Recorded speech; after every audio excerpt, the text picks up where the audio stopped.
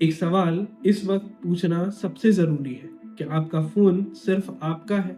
क्या आपका mobile number, आपकी लोकेशन, आपके कॉल लॉग्स, आपका एसएमएस का डेटा, क्या ये सब वाक़ई सिर्फ आपका है? Sir,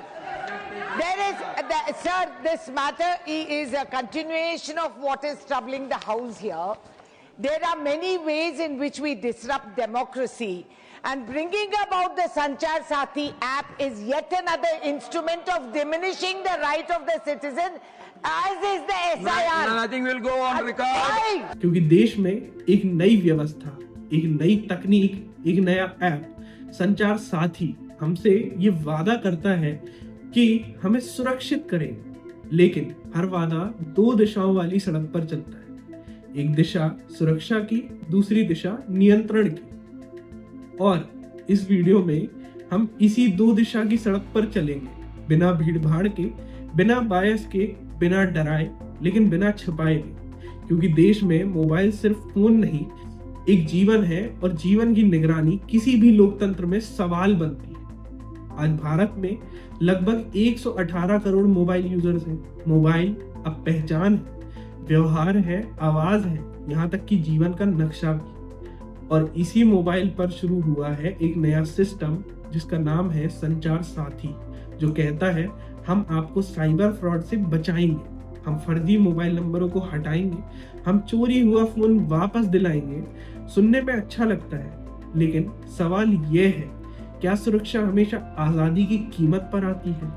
संचार साथी में एक फीचर है CEIR, central equipment identity register, जिससे सरकार हर मोबाइल हैंडसेट का IMEI नंबर ट्रैक कर सके। मतलब फोन चालू करते ही उसकी एक पहचान दिल्ली में दर्ज हो जाती है।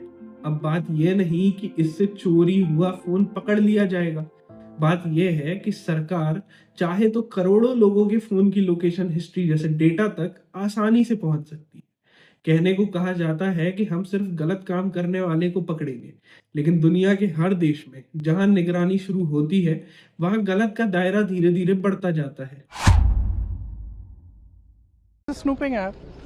I mean, clearly, it's ridiculous. Now, where else do they want to, I mean, citizens have their right to privacy. Even all of you must be having a right to privacy to send your own messages to family, friends, without the government looking at everything. Is the government? It's not just one thing. It's not just snooping on the telephones. It's overall. किस दिशा में हम जा रहे हैं? एक बहुमत की सरकार अल्पमत वाली असुरक्षा की भावनाओं से जब घिरती है ना, तो इस प्रकार की हरकतें कर बैठती है। बाज आइए। This is absolutely ridiculous. ये सर्वेलेंस करने का एक और तरीका है कि आप वो ऐप कह रहे हैं किस आड़ में ला रहे हैं कि वो आपकी अगर फ़ोन चोरी होती है, मिसयूज़ होता है तो ट्रैक कर पाएगा। पर अगर वो ट्रैक कर पाएगा तो यानी आपकी सारी एक्टिविटीज़ वो ट्रैक कर पाएगा। देश को पता नहीं कहां लेके जाना चाहते हैं, नॉर्थ कोरिया बनाना चाहते हैं क्या? हालांकि भारत में विपक्ष कहता है कि यह मास सर्विलेंस की शुरुआत है। ये डेटा बिना किसी कानून के इकट्ठा किया जा रहा है। सरकार और एजेंसीज को नागरिकों की मूवमेंट तक रियल टाइम पहुंच मिल सकती है। इसका मिसयूज होने पर कोई जवाबदेही तय नहीं है।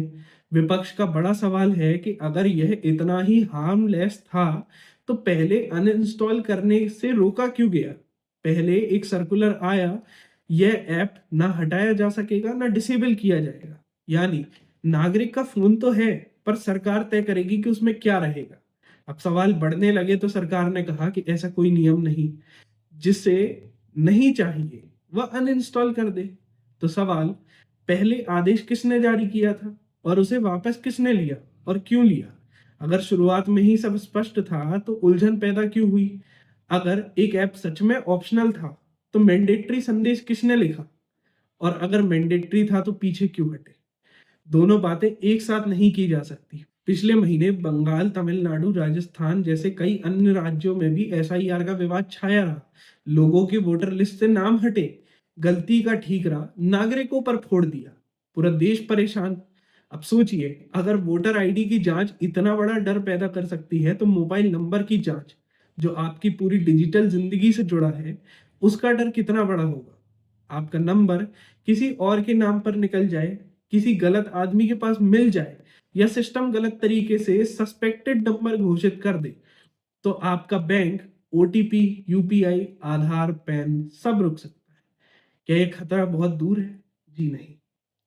एप्पल दुनिया में प्राइवेसी को सबसे ज्यादा महत्व देने वाली कंपनी मानी जाती है।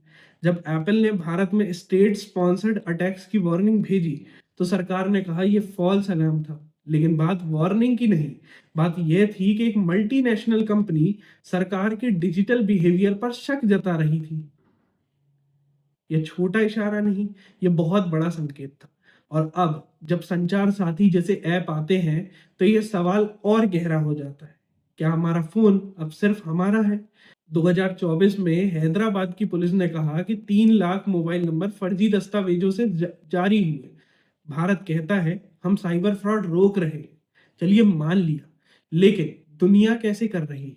जर्मनी सरकार फोन ट्रैक करने से पहले कोर्ट से मंजूरी लेती है। हर इंटरसेप्शन का रिकॉर्ड रखा जाता है। ब्रिटेन में डेटा प्रोटेक्शन अथॉरिटी हर 6 महीने में सर्विलेंस का ऑडिट जारी करती है, पब्लिक को रिपोर्ट मिलती है। और अमेरिका में एनएसए के स्कैंडल के बाद सेक्शन 215 खत्म हो चुका है, सरकार अब बल्क डेटा नहीं ले सकती। और फ्रांस में नेशनल प्राइवेसी कमीशन बिना अनुमति किसी भी सर्विलेंस सिस्टम को रोक सकता है। और भारत कोई स्वतंत्र अथॉरिटी नहीं, कोई एनुअल ऑडिट नहीं, कोई पब्लिक डिस्क्लोजर नहीं, और सर्विलेंस रूल्स लगभग 14 साल पुराने। क्या 118 करोड़ फोन पर निगरानी का अधिकार सिर्फ एक ऐप के टर्म्स एंड कंडीशन से तय हो सकता है? भारत में लगभग हर डिजिटल प्लेटफॉर्म से डेटा लीक हो चुका है। आधार डेटा लीक हो चुका है, कोविन डेटा लीक हो चुका है, कोविड रिकॉर्ड लीक हो चुके हैं, एयर इंडिया के पैसेंजर का डेटा लीक हो चुका है, डोमिनोज, बिग बास्केट, मोबीक्विक जैसे बड़े ऐप्स का डेटा लीक हो चुका है, आईआरसीटीसी के 30 मिलियन यूजर्स की जानकारी लीक हो चुकी है। अब सवाल उठता है, जो देश खुद अपना डेटा नहीं बचा पाया वह नागरिकों का डेटा कैसे सुरक्षित रख पाएगा? संचार साथी कहता है कि हम चोरी हुआ फोन ब्लॉक कर देंगे, लेकिन कोई पूछे कि अगर सरकार का ही सर्वर हैक हो गया तो 118 करोड़ फोन का डेटा कौन ब्लॉक करेगा? अब आते हैं एक संवेदनशील मुद्दे पर। सरकार कहती है फर्जी नंबर आतंकी इस्तेमाल करते हैं, और यह सही भी है। 2021 में दिल्ली पुलिस ने हथियार सप्लाई गिरोह को पकड़ा। 66 फर्जी सिम इस्तेमाल हो रहे थे। 2023 में जम्मू कश्मीर केस में आतंकी मॉड्यूल ने 30 सिम कार्ड फर्जी दस्तावेजों पर लिए थे। कोई बोले तो फिर प्रणाली कड़ी क्यों ना हो, होनी भी चाहिए, लेकिन कड़ी प्रणाली का मतलब यह नहीं कि सीमा नागरिक और अपराधी के बीच धुंधली हो जाए। दुनिया में सर्वेलेंस हमेशा सुरक्षा के नाम पर शुरू हुआ है और धीरे धीरे नागरिक अधिकार पर आता गया। चीन में भी निगरानी अपराध रोकने के नाम पर शुरू हुई थी।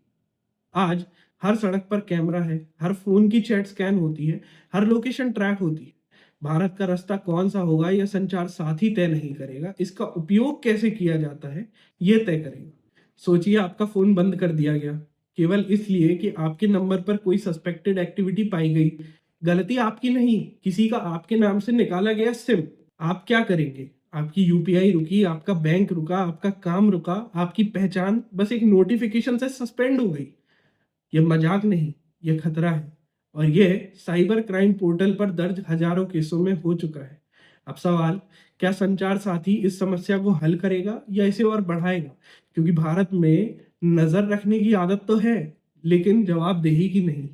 कानून कहता है कि सरकार इंटरसेप्शन कर सकती है, लेकिन सरकार जवाब नहीं देती कि कितने फोन इंटरसेप्ट हुए, क्यों हुए, किसने आदेश दिया। हमारे पास कोई इंडिपेंडेंट प्राइवेसी अथॉरिटी नहीं, कोई ट्रांसपेरेंसी रिपोर्ट नहीं, बस एक ऐप, एक पोर्टल और एक भरोसा कि हम इसका गलत इस्तेमाल नहीं करेंगे। लेकिन लोकतंत्र भरोसे से नहीं, नियंत्रण और पारदर्शिता से चलता है। आज कहा जा रहा है कि संचार साथी जनता की सुरक्षा के लिए है। ठीक है, मान लिया, लेकिन 2010 में अमेरिका में भी यही कहा गया था, और 2013 में स्नोडेन ने खुलासा किया अमेरिका में अपराधियों से ज्यादा साधारण नागरिकों का डेटा इकट्ठा किया जा रहा था। आज अगर भारत में भी संचार साथी सिर्फ अपराधियों के लिए है तो बहुत अच्छा, लेकिन कल कौन तय करेगा कि अपराधी की परिभाषा क्या है? कौन तय करेगा कि किसकी लोकेशन ट्रैक होगी, किसका ईएमआई ब्लॉक हुआ, किसकी कॉल हिस्ट्री निकाली जाएगी? आज आप सुरक्षित हैं, कल कौन जाने। संचार साथी बुरा नहीं है, इसके अच्छे पहलू भी हैं। चोरी का मोबाइल ब्लॉक होता है, फर्जी सिम की पहचान होती है, साइबर फ्रॉड कम हो सकता है, लेकिन समाधान है टेक्नोलॉजी के साथ ट्रांसपेरेंसी। टेक्नोलॉजी अकेले पर्याप्त नहीं, दुनिया ऐसे ही करती है, लोकतंत्र ऐसे ही चलता है। इस वीडियो का सवाल यही है कि संचार साथी जनता का साथी है या जनता के फोन का पहरेदार। यात्रा अभी शुरू है, पर निगरानी का रास्ता एक बार शुरू हो जाए तो लौटना मुश्किल होता है। इसलिए आज सवाल पूछना जरूरी है ताकि कल जवाब मांगना मुश्किल ना हो। मैं हूं मुदित त्रिपाठी, फिर मिलूंगा अगले एपिसोड में। तब तक सवाल करना मत छोड़िए, क्योंकि लोकतंत्र सवालों से चलता है। नमस्कार।